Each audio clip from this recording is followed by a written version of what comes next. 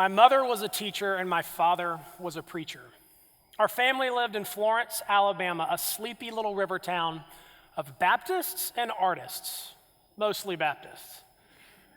Florence is quintessentially Southern, and growing up there is Sunday lunches after church, Little League baseball, and high school homecoming parades. I made good grades, followed all the rules, and even played football. This made me a good Southern son. From a young age, we're taught to tell the truth, but no one teaches us to tell our truth. Maybe an eating disorder or some childhood trauma, or something simple like a love for art in a world full of jocks. Nope. Nobody teaches us to tell those truths. I began to uncover my truth at an early age. It's a truth discovered alone, grappled with alone, denied alone. And when you are young, it feels like a ball of lead in the soul, both heavy and toxic. This football-playing preacher's kid was gay. What do you think it would feel like being a gay preacher's kid in the American South? Well, this was my two-ton truth, but telling it was not an option. The good old boy ghost of Southern culture was clear. Zip it up, lock it down. We don't talk about that down here, preacher boy. I love my Southern roots, and I love the people I went to church with, some of the best people on the planet. But in 1988, a resolution was passed at a meeting of our national church leaders declaring homosexuality was, quote, a manifestation of a depraved nature, a perversion of divine standards, and an abomination, end quote. This very fierce language was mimicked by lots of other religious organizations in the 80s and 90s, and those strong words did not go unnoticed by little ears in the pews. To be gay is to be a unique minority, living with a physiology you did not choose, in a tribe not your own, amongst families that struggle to understand you. And to be a gay person of faith in the American South is its own unique challenge. Flannery O'Connor famously wrote, quote, while the South is hardly Christ-centered, it is most certainly Christ-haunted, end quote. To be gay in a community steeped in religion is to know that you are welcome only if you remain single and celibate. It's to feel forced to choose between spiritual faith and earthly love. It's to beg God to change you, hoping for a golden ticket into straightness. And so I made my way through high school and college with no dating, just denial. I was serious about my faith, hoping to one day discover a tonic of spiritual disciplines that would cure me. And in the meantime, I perfected the art of numbing the pain. Work, nights out, big vacations, and the continual incantation, I don't need love, I don't need love, I don't need love.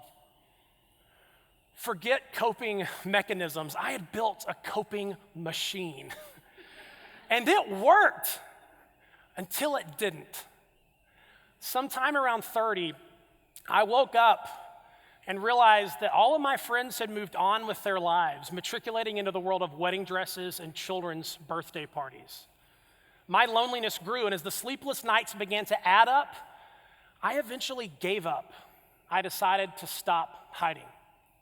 And through one painful conversation after the other, I began to come out to friends and family, most of whom were very religious. The conversations were tough at first. Red wine was my courage. Pepto-Bismol was my peace. For years, I had imagined the worst reactions with people freaking out and casting judgment. But each time, every time, I was met with love and a tear and one of those lingering hugs you give someone who's been fighting a hard battle. And so in my 30s, I finally clumsily stumbled my way into the light of telling my truth, something I wish I'd done so much sooner. Many people seem to think that the religious folk of the South are fueled by hate.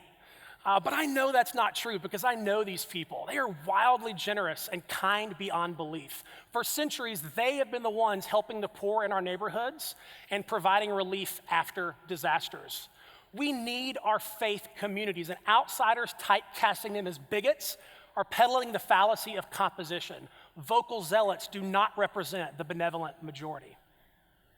I don't think our faith communities have a problem with hate. I think we have a problem with love. We just haven't loved our LGBT children well.